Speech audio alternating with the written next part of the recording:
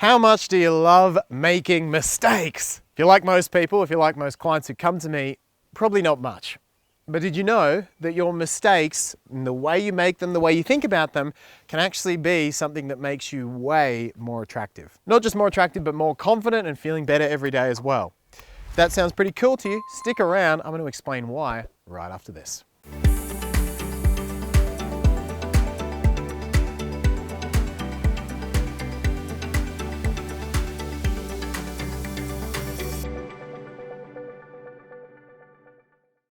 Now, before I get into the video today and all the ways you can be more attractive by using your mistakes, this month is October. And as you probably saw last week, in October, I'm doing my videos to raise awareness as well for mental health. October is Mental Health Month, and BetterHelp, an amazing company, they have 11,000 counselors on their team. They do life-saving work every day. They have come on board to support this month's videos. So if you need mental help, if you know someone who does, ask for it. There's no shame in doing so. BetterHelp are an amazing company. They can help you out. So check out the link in the description if you want a licensed qualified counselor to work with you through what's up in here. Which actually segues well into what we're talking about today, because mistakes and perfectionism and the way these interact in our brains are one of the biggest factors and weights on our mental health. So today I'm talking about 5 hacks to get your mental health exactly where it should be, so you can not just feel great, but be even more attractive to the men you want. Number 1 is to start celebrating your mistakes. So it seems totally counterintuitive. Mark, I made a mistake. Why would I celebrate? I want you to start to reverse the way you think about mistakes.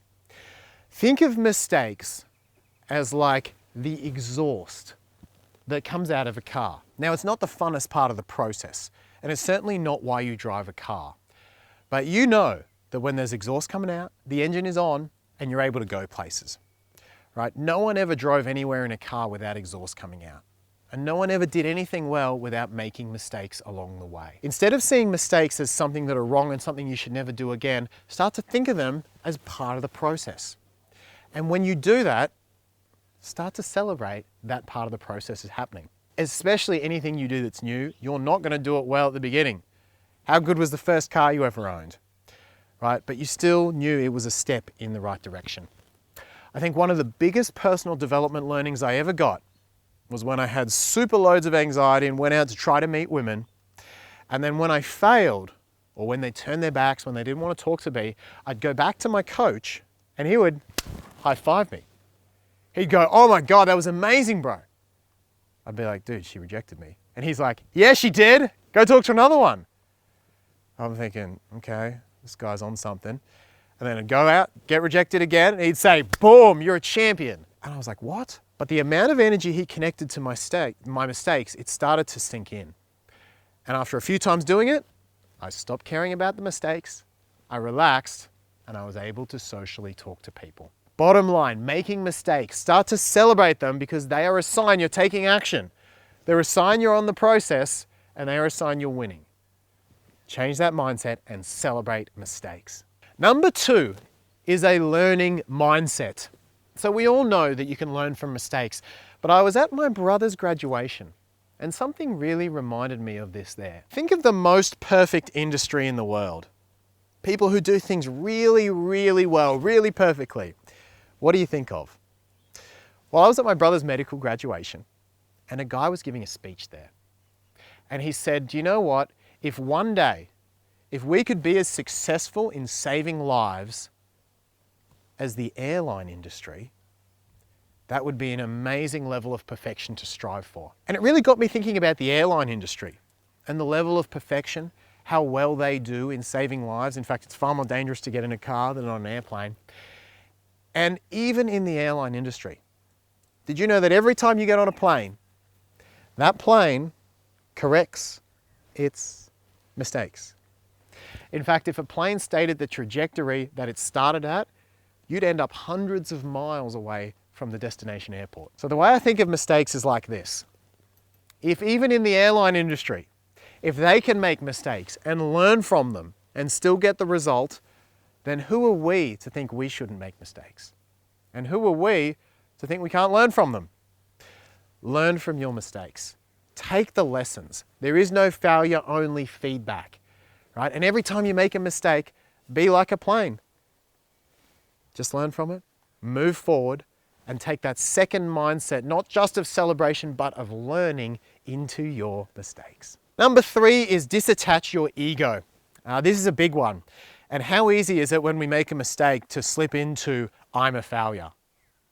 How easy is it to attach it to our own self-worth? I did a bad job. I'm a failure.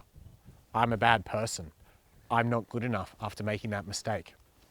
We do it almost instantaneously, especially if we're not thinking about it. But really start to disattach the things that you do, which is I failed, or I stuffed up a job, or I got rejected by that person, I made an outward mistake.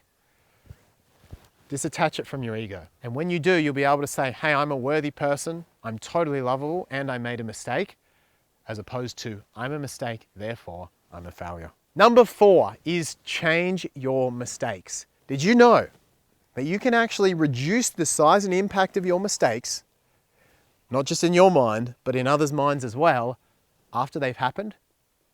You can pretty much change the past. There's a rule of the universe. The more focus you put on something, the bigger it gets. The less focus you put on something, the smaller it gets. And so if you've made a mistake, you can edit the size of that mistake by simply not focusing on it. It's like a genius reverse hack. If I make a mistake now, I acknowledge it, I take the learning, but by not thinking about it, it minimizes its impact in the present, which is really the only place that matters. As opposed to if you make a little mistake and you think about it constantly, you actually blow it up in the present and it seems way bigger than what it was. Client did this recently. She'd been on a great date with a guy, things had gone really well, but then she noticed he'd changed his online dating profile. So she sent him a text. It wasn't the best text. She said, hey, notice you've changed your profile. That's a pretty dog move. Guess you're not as into this as me. Let's forget about tomorrow. She called him out pretty hard. Unfortunately, the text she got back in response was this.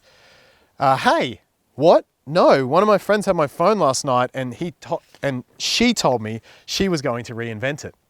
I didn't know she'd actually done it. Why were you checking? Whoops. She's made a mistake with that text, made an assumption that wasn't true, and now got herself in a bit of hot water. Now, if she wants to minimize this mistake, all she has to do is focus on it less. That situation is still recoverable. She can still get that back. All she has to do is, acknowledge the mistake. Hey, sorry, yeah, that was my bad. I shouldn't have made assumptions. I was having a bad night yesterday. Can you forgive a girl, right? Acknowledge it, but then everything after that, she's got to just move forward and go back to being the cool girl that he knew from the first date. And if she can do that, she can actually minimize this mistake after it's happened, rebuild his attraction, and he will just see that as a one-off incident where she was having a bad night. I see this all the time in longer term situations as well. Women come to me, they say, Mark, 5 years ago this happened, I ruined love, I had a great guy, it didn't work. And they've been at themselves, angry at themselves for 5 years, longer sometimes. And of course, because the present is the only place that matters, when they've spent 5 years, and maybe you can relate, if you spend 5 years beating yourself up for something, that grows in the present. This has been a game changer for me. Now, even when I make a big mistake, I say, okay, cool, I acknowledge it, here's the learning, and now I deflate it by not thinking about it in the present. And the less I think about it, the less impact it has. You can actually control your mistakes after they've happened by using this strategy. And don't forget as well, if you are in a really deep cycle or a dark place of beating yourself up, ask for help. Seriously, it could save your life. BetterHelp, there's a link in the description. You can get counseling sessions with them. It's really, really low investment. And in terms of yourself, it's going to make a massive difference. Which brings me to point number 5, which is to grow your self-forgiveness muscle equally. See, the thing about growth and the thing about learning, and you're on this video, you're investing your time in yourself. For that, I commend you. I honor you for that. But you're going to learn something new. Just like I do every time I read a book, every time I watch a video. And the problem with learning something new is you realize something you used to not know. Which means the more new learning you do, the more mistakes you realize you've made, right? So if your self-forgiveness muscle is kind of weak, if you're not good at handling your mistakes, it actually gets more and more painful to learn more things because you realize more and more shit you used to do wrong and more mistakes you've made. So you got to grow this self-forgiveness muscle. You got to become better and better friends with your mistakes. As you learn and grow more, you better be up-leveling your self-forgiveness and okay with making mistakes muscle as well. Remember, your mistakes do not define you. They do not define your lovability. But we can fall into that trap every time we learn something new by thinking that, oh, I should have known that. No, you shouldn't. You did the best you knew how at the time.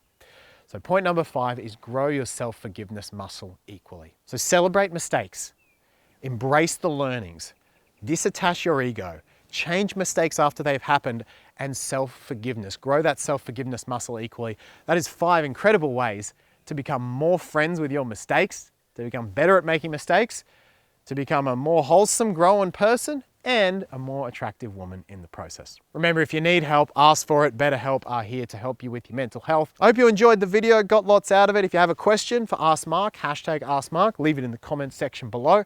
Hit the subscribe button with the little bell, and I will see you in the next video very soon.